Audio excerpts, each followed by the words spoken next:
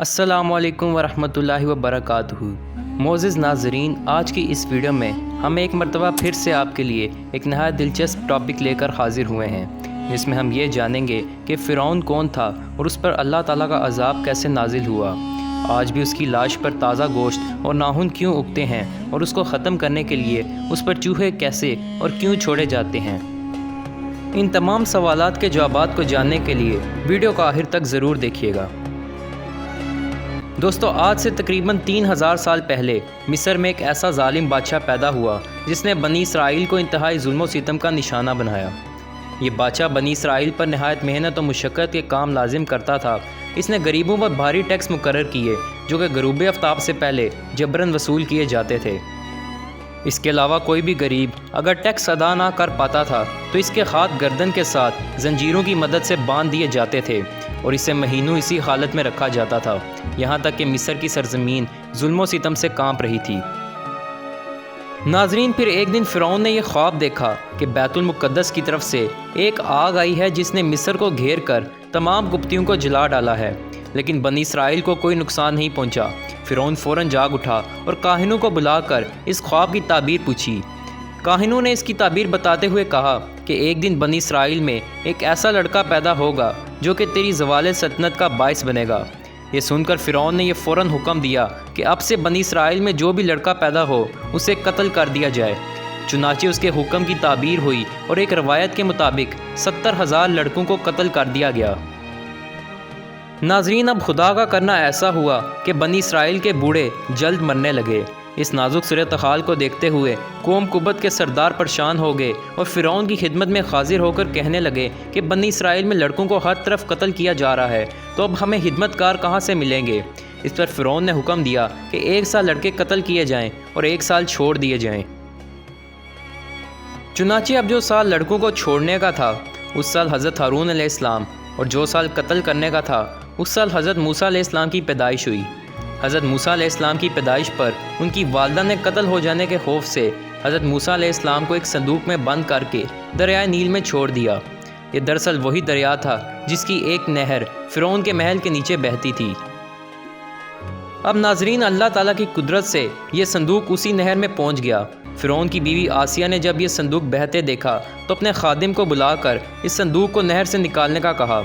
جب صندوق کو کھولا گیا تو اس کے اندر ایک چھوٹا سا بچہ تھا جس کا چہرہ نور سے منور تھا۔ اس بچے کو دیکھ کر فرعون اور آسیہ دونوں قربان ہونے لگے۔ آسیہ نے اس خوبصورت بچے کو دیکھ کر فرعون کو اس کو قتل نہ کرنے کا کہا، جس کا ترجمہ قرآن مجید میں کچھ یوں ہے: یہ بچہ میری اور تیری آنکھوں کی ٹھنڈک ہے، اسے قتل نہ کرو، شاید یہ ہمیں نفع دے یا ہم اسے اپنا بیٹا بنا لیں۔ اور وہ بے خبر تھے۔ ناظرین، اب وقت یوں ہی گزرتا گیا۔ حضرت موسیٰ علیہ السلام فرعون کے گھر پرورش پاتے گئے، لیکن اس دوران بھی فرعون نے بنی اسرائیل پر ظلم کم نہ کیے، حتیٰ کہ حضرت موسیٰ علیہ السلام جوانی کی عمر میں داخل ہو گئے اور اللہ تعالیٰ نے انہیں نبوت عطا کی۔ ایک دن اللہ تعالیٰ نے حضرت موسیٰ علیہ السلام کو حکم دیا کہ اب وقت آ گیا ہے کہ تم بنی اسرائیل کو مصر سے نکال کر باپ دادا کی زمینوں کی طرف لے جاؤ۔ چنانچہ حضرت موسیٰ علیہ السلام، حضرت ہارون علیہ السلام ہزاروں بنی اسرائیل کے لوگوں کو لے کر مصر سے نکل پڑے۔ فرعون کو جب یہ خبر ملی تو اپنا بھاری لشکر لے کر ان کے پیچھے نکلا۔ اس سب واقعے کو قرآن مجید میں کچھ یوں بیان کیا گیا ہے: ہم نے موسیٰ کے پاس وحی بھیجی کہ اپنی لاٹھی سمندر پر مارو، پھر سمندر پھٹ گیا اور ہر ایک حصہ ایک بڑے پہاڑ کی طرح کھڑا ہو گیا۔ ناظرین، سمندر میں خشک راستہ نکل آیا اور بنی اسرائیل اس پر چلتے ہوئے دوسری طرف بچ نکلے۔ فرعون کا لشکر بھی یہ دیکھ کر ان کے پیچھے چلنے لگا، مگر جیسے ہی تمام لشکر دریا کے درمیان میں پہنچا، دریا کا پانی آپس میں مل گیا اور تمام لشکر غرق ہو گیا سوائے فرعون کی لاش کے۔ جب فرعون غرق ہونے لگا تو کہنے لگا، میں اللہ تعالیٰ پر ایمان لاتا ہوں۔ پھر اللہ کی طرف سے جواب آیا، کیا اب ایمان لاتا ہے؟ حالانکہ پہلے نافرمانی کرتا رہا، بس اب ہم تیرے جسم کو دریا سے نکال لیں گے تاکہ تم عبرت کا نشان ہو۔ دوستو، فرعون کی یہ لاش 1881 کو بحر احمر سے ملی تھی اور پھر آج مصر کے ایک عجائب خانے میں موجود ہے۔ فرعون کی لاش کی لمبائی 20 سینٹی میٹر ہے، حیرت انگیز طور پر فرعون کی وہ لاش جو 1235 قبل از مسیح میں سمندر میں ڈوب گئی تھی، آج 3116 سال سے سمندر میں پڑے رہنے کے باوجود بھی بغیر گلے سڑے محفوظ ہے۔ اس کے علاوہ فرعون کی لاش وہ واحد لاش ہے جس پر روزانہ تازہ گوشت اگتا ہے، حتیٰ کہ فرعون کے ناخن بھی بڑھتے ہیں۔ اسی وجہ سے ہر سال 15 مارچ کو فرعون کی لاش پر چوہے چھوڑے جاتے ہیں جو کہ فالتو گوشت کھا جاتے ہیں۔ معزز ناظرین، فرعون کے متعلق یہودیوں اور عیسائیوں کے عقیدے بالکل مختلف ہیں۔ ان کے مطابق فرعون کا لشکر تو غرق ہو گیا تھا، لیکن فرعون بچ نکلا تھا اور بعد میں خود طبعی موت مرا تھا۔ 1981 میں فرعون کی لاش جب خراب ہونے لگی تو مصری حکومت نے فرانس سے درخواست کی کہ وہ فرعون کی لاش خراب ہونے سے بچائیں اور اس کی موت کی اصل وجہ بھی دریافت کریں۔ چنانچہ فرعون کی لاش مصر سے فرانس لائی گئی اور ماہر ڈاکٹر جن کے سربراہ مورس بکالے تھے، انہوں نے فرعون کی لاش پر مختلف ٹیسٹ کیے۔ ٹیسٹ کے نتائج کچھ یوں تھے کہ فرعون کی لاش پر سمندری نمک کے ذرات موجود تھے۔